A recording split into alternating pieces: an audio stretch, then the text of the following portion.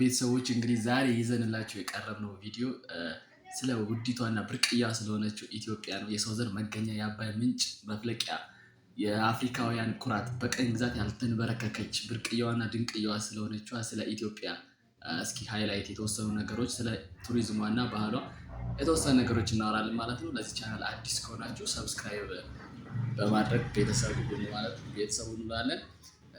እስኪ መጀመሪያ ስለ ቱሪዝሟ የተወሰኑ ነገሮች እናወራ። ቱሪዝሙ ሲነሳ ካልቸራል አትራክሽኖች አሉ፣ ናቹራል አትራክሽኖች አሉ። መጀመሪያ ከካልቸራል አትራክሽኖች ስንነሳ ቀደምት ከሆነችው እና ከኢትዮጵያ ዋና ከተማ ከነበረችዋ ከአክሱም ዘመነ መንግስት እንነሳለን። የአክሱም ዘመነ መንግስት እንግዲህ የኢትዮጵያ ትልቁ ስልጣኔ ማሳያ ሲሆን የዛኔ እንግዲህ ገናና ሀያላን ከሚባሉ ሀገራት ተርታ ተሰልፋ ነበረ። አክሱም እነ አዶሊስን እነ ኤሬክሲን ተቆጣጥራ የንግድ መስመሩ ስታሳልጥ የነበረች ሀያልና ገናና መንግስት ነበር የዛኔ የነበረን ማለት ነው።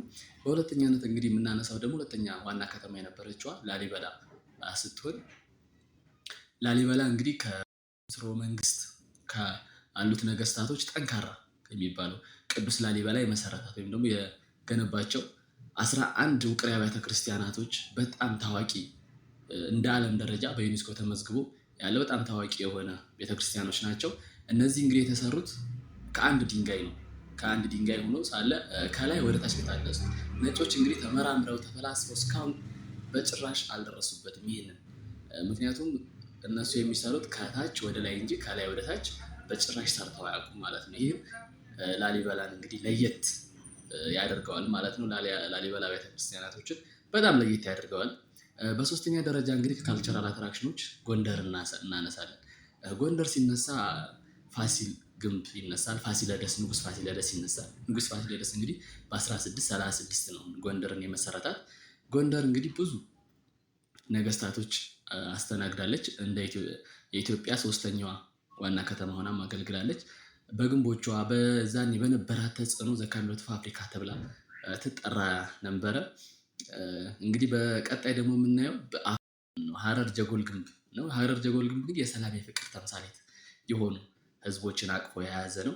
የእስልምና አምስተኛው ቅዱስ ስፍራ ተብሎ ይጠራል ማለት ነው። እነዚህ እንግዲህ እንደ ሃይላይት ነው እንጂ በጣም ብዙ ዝርዝር ሀሳቦች አሉ። ስለ አክሱም አንስተን ስለ ላሊበላ አንስተን ትንሽ ደቂቃ ብቻ የምናወራ አይደለም።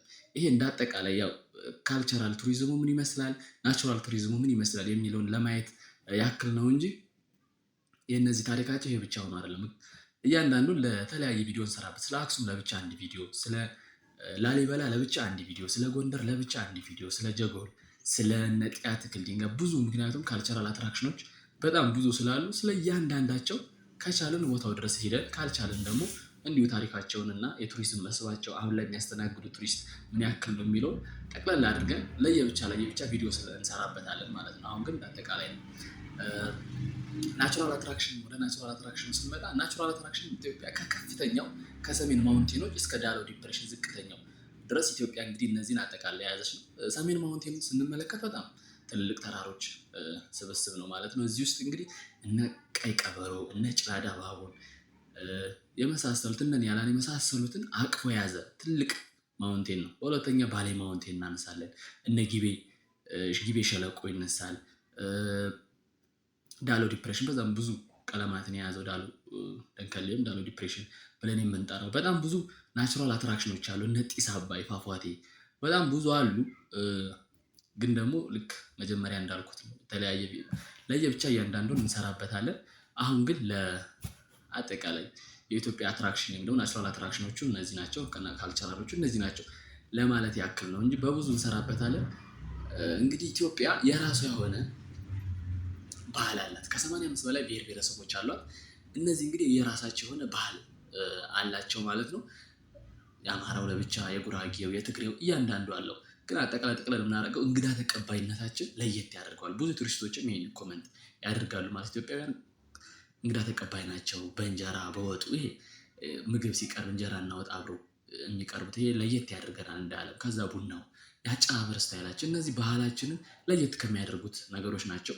እንግዲህ ስለ ባህልም ደግሞ ሰፋ አድርገን ቪዲዮ የምንሰራበት ይሆናል ማለት ነው። እንግዲህ ስለ ኢትዮጵያ ባህል ቱሪዝም በጣም ማወቅ የምትፈልጉ ከሆነ ይህንን ቻናል ሰብስክራይብ፣ ላይክ፣ ሼር ያደረጋችሁ እኛን ማበረታቱን ቤተሰብ ሁሉ። ኢትዮጵያ የራሷ የሆነ ትውፊት ታሪክ ያላት ድንቅ የሀገር ናት። እንግዲህ ብዙዎች ቀለል አድርገው ቢያዩትም በጣም ሀያልና ገናና የሆነች ሀገር ናት ማለት ነው። እንግዲህ ስለ ኢትዮጵያ በጣም ብዙ ነገሮችን ማወቅ የምትፈልጉ ከሆነ ይህንን ቻናል እንድትከታተሉ ስል በአክብሮት ጠይቃለሁ። ሰብስክራይብ በማድረግ ቤተሰቡን አመሰግናለሁ።